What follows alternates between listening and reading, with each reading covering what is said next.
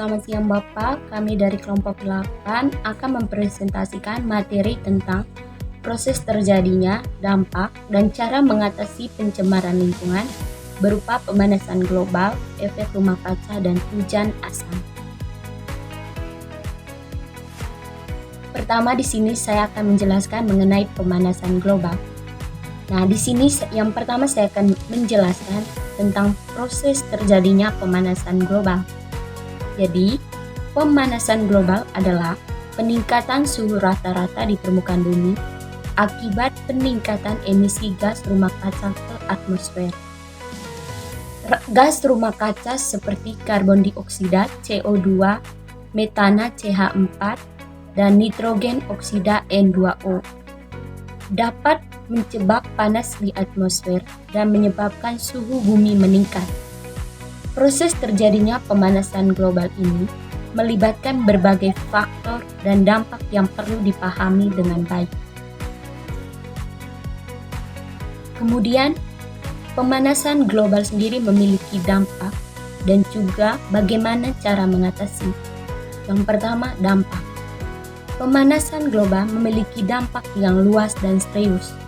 Beberapa dampaknya meliputi peningkatan suhu rata-rata di bumi, perubahan pola cuaca ekstrim, naiknya permukaan air laut, hilangnya habitat alami, kepunahan spesies, dan gangguan pada sistem ekologi dan perekonomian global.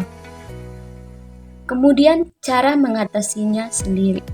Untuk mengurangi pemanasan global, kita juga perlu mengurangi emisi gas rumah kaca. Beberapa tindakan yang dapat kita lakukan antara lain menggunakan energi terbarukan, mengurangi penggunaan kendaraan bermotor, menghemat energi di rumah maupun di kantor, mendukung penghijauan dan reboisasi, serta mengurangi limbah dan polusi. Untuk materi selanjutnya saya dilanjutkan oleh teman kelompok saya. Efek rumah kaca. Proses terjadinya efek rumah kaca ketika gas-gas rumah kaca menyerap radiasi inframerah dari matahari dan memantulkannya kembali ke bumi. Sebagian radiasi dipantulkan kembali keluar angkasa, tetapi sebagian lainnya terperangkap di atmosfer dan menyebabkan peningkatan suhu.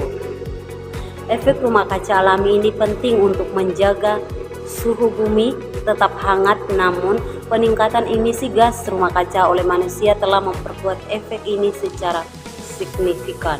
Dampak. Beberapa dampak yang timbul akibat adanya efek rumah kaca adalah yang pertama, adanya perubahan temperatur di bumi yang semakin tinggi. Yang kedua, kegagalan panen secara besar-besaran. Yang ketiga, mencairnya glasier atau pembongkahan es. Yang keempat, meningkatkan risiko kepunahan berbagai spesies makhluk hidup. Yang kelima, menipisnya lapisan ozon pada atmosfer. Cara mengatasi efek kaca. Yang pertama, efek rumah kaca bisa dikurangi dengan menanam banyak pohon sehingga karbon dioksida bisa banyak diserap. Yang kedua, kemudian menerapkan gaya hidup hemat dan sehat. Selanjutnya, D-Direct juga bisa membatasi pemakaian kantong plastik dengan beralih ke tas yang bisa digunakan berkali-kali. Dengan begitu, limbah plastik akan berkurang menghasilkan gas metana. Yang berikut, hujan asam.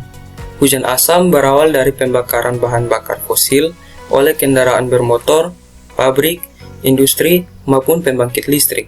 Pembakaran bahan bakar fosil dapat menimbulkan asap yang mengandung berbagai jenis zat. Adapun zat-zat tersebut yaitu karbon dioksida, sulfur dioksida, dan nitrogen oksida. Nah, ketiga gas itu kemudian naik ke atmosfer dan bereaksi dengan oksigen di udara dan air. Selanjutnya, sulfur dioksida atau SO2 akan mengikat oksigen di udara dan berubah menjadi sulfur trioksida atau SO3. SO3 tersebut lantas bereaksi dengan air di udara, kemudian terbentuklah air hujan berupa asam sulfat H2SO4.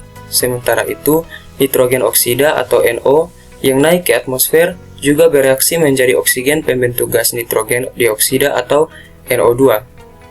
NO2 itu bereaksi kembali bersama partikel di udara, lalu membentuk air hujan berupa asam nitrat HNO3 dan asam nitrit HNO2. Selanjutnya yaitu dampak dari hujan asam. Dampak hujan asam bisa mempengaruhi tanaman, tanah, bangunan, dan benda lain di permukaan bumi. Hujan ini bisa mengubah komposisi tanah dan air sehingga menjadi tidak layak untuk tanaman maupun hewan. Misalnya danau yang sehat memiliki pH 6,5 atau lebih tinggi. Hujan asam bisa meningkatkan tingkat keasaman air di danau itu sehingga banyak ikan bertahan pada air dengan pH di bawah 5. Apabila pH air menjadi 4, danau tersebut akan dianggap mati. Hujan asam pun dapat memperburuk kualitas batu kapur dan marmer pada bangunan. Selain itu, manusia juga bisa menerima dampak buruk hujan ini. Dampak hujan asam terhadap manusia salah satunya karena fenomena alam bisa memicu penyakit tertentu. Contohnya sakit paru-paru, penyakit kulit, dan lain sebagainya. Mengatasi hujan asam sebenarnya dapat dicegah agar tidak membawa dampak lebih serius bagi lingkungan dan keberlangsungan hidup, yaitu dengan mengurangi penggunaan bahan bakar fosil seperti batu bara dan minyak bumi atau juga bensin.